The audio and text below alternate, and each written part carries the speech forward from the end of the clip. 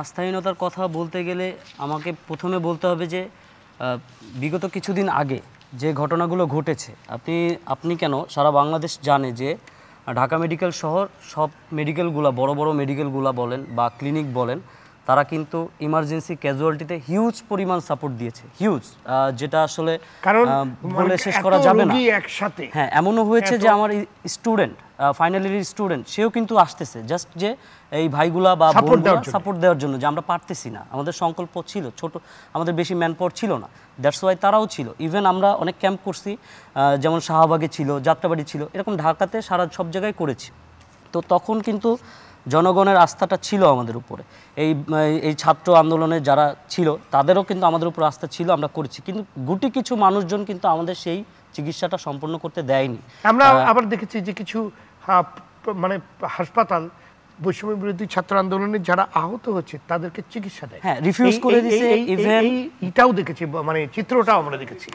জি, even gate বন্ধ করে দিছে, তাদের ঢুকতেও দেয়নি। অনেকে ঢুকছে, তারা তাদের পরিচয় গোপন করে গেছে, এরকমও নজির আছে। এখন যেটা প্রমাণ আসতেছে, তো এখন আসলে এরা কারা ছিল এদেরকে তো চিহ্নিত করা উচিত।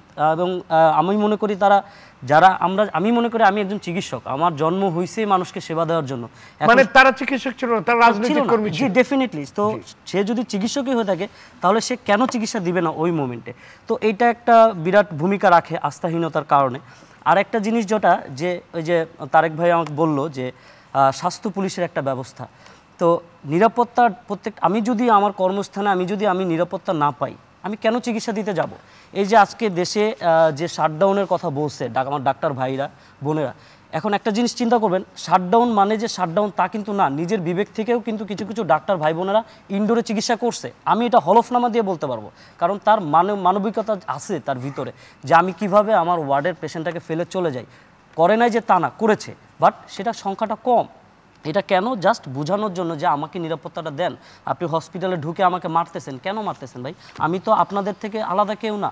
এই যে রিসেন্টলি নিউরোসার্জারিতে যে একটা ঘটনা ঘটে গেল, যে একটা ছেলে আমি জেনারেল সার্জারিতে একজন ট্রেনি, আমি কিন্তু নিউরোসার্জারি বিষয়টা জানি না, বুঝিও না। তো আমি কিন্তু সেখানে মতামত দিতে পারবো না যে রোগীটা ভুল চিকিৎসার জন্য মারা গেছে। বাট আপনি যখন রোগীর লোকেরা কিন্তু এটা ব্লেম করতেছে যে ডাক্তারের অবহেলা বা ভুল চিকিৎসার জন্য ছেলেটা মারা গেছে, আপনি কিভাবে বুঝলেন যে রোগীটা মারা গেছে ভুল চিকিৎসার জন্য? আপনি কি ডাক্তার যে এই কোশ্চেনগুলো করছে?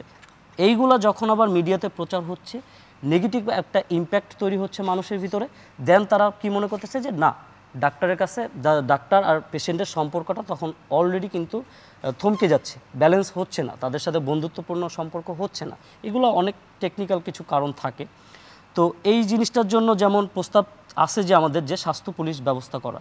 এখন স্বাস্থ্য পুলিশ মানেই যে আমি আর্মস দিয়ে দিলাম, ওয়ার্ডে পুলিশ থাকলো, দ্যাটস না, এটা না। কারণ এটা তো আনসারও ছিল।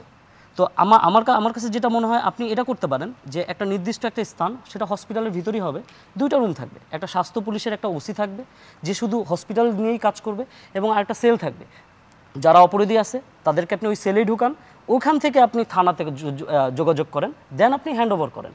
জনগণ সামনাসামনি আপনাকে দেখছে, অপরাধী কালপ্রিটকে দেখছে, সেখান থেকে বিচার ব্যবস্থা হচ্ছে, আস্থাও ফিরে আসবে, ডাক্তার নিরাপদে চিকিৎসাও দিতে পারবে, জনগণও স্যাটিসফাইড হবে, চিকিৎসা উন্নত হবে, ডেফিনেটলি উন্নত হবে। এবং এটা আমাদের লক্ষ্য, আমরা এই দাবি আদায় করেই ছাড়বো ইনশাল্লাহ। এবং আমাদের যে মাননীয় উপদেষ্টা মহোদয় আছেন নূরজাহান ম্যাডাম, সে আমাদেরকে বলেছে এটা করবে। বাট আমি এতটুকু ইনফরমেশন জানাতে চাই যে শুধু ওয়ার্ডে পুলিশ দিয়েন না, তাদেরকে একটা বসার জায়গা দেন। জাস্ট আমি যে প্রকল্প বললাম সেভাবে আপনারা একটু চিন্তা করেন, দেখেন এটা হয় কিনা, উপকার হয় কিনা। এটা আরও মডিফাইড করা যাবে, আমার থেকে আরও সিনিয়র যারা আছেন তারা আরও ভালোভাবে বলতে পারবে, বুঝাইতে পারবে এই প্রকল্পটা।